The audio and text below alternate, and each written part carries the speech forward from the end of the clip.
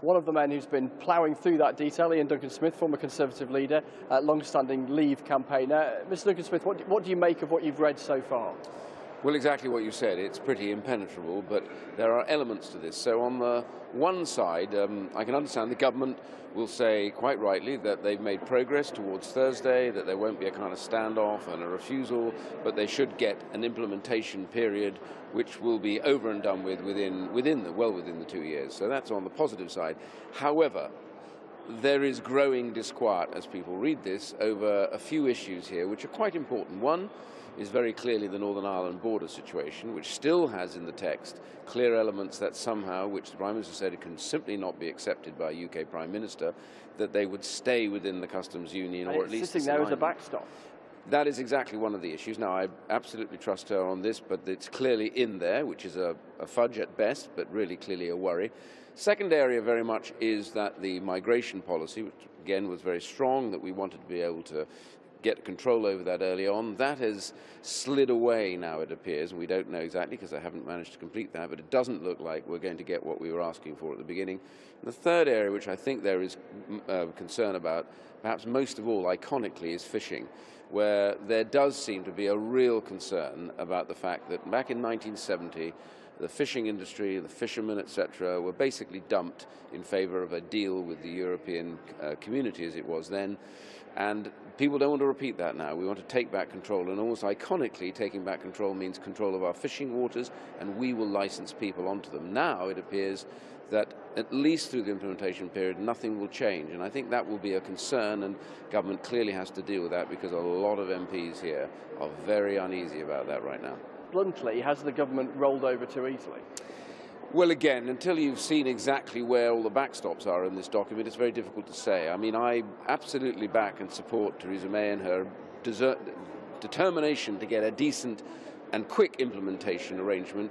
But the question really is, if nothing is agreed until everything is agreed, the key question is, what will we agree actually at the end of that implementation period with regards to fishing, with regards to migration, with regards to Northern Ireland borders? This has to be made clear pretty much now.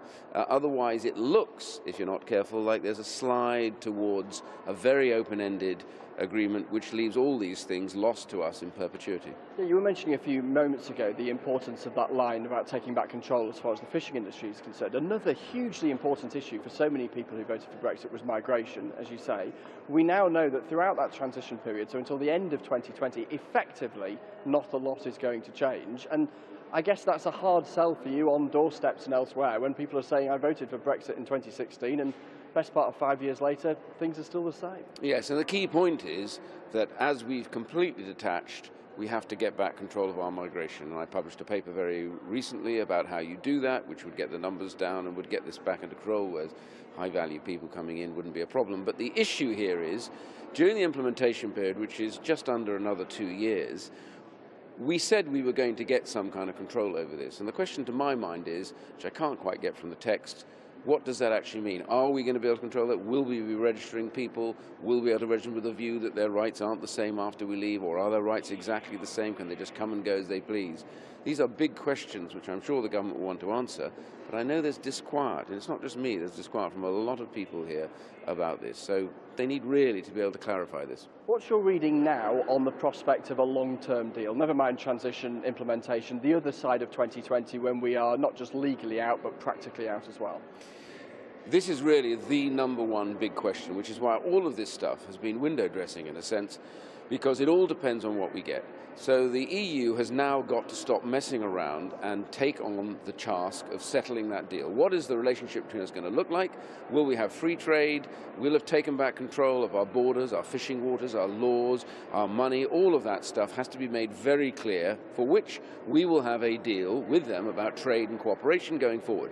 Now that has to be really clear and very quickly, because we have to vote on that before we actually leave on the 29th of March 2019, I beg your pardon. But the reality is we have to be clear on that, and that has to be voted on. And if it's not clear by then, we can't be negotiating all of that during the implementation phase. The Prime Minister herself said, done by the 29th of March 2019. Thank you. Ian Duncan-Smith there.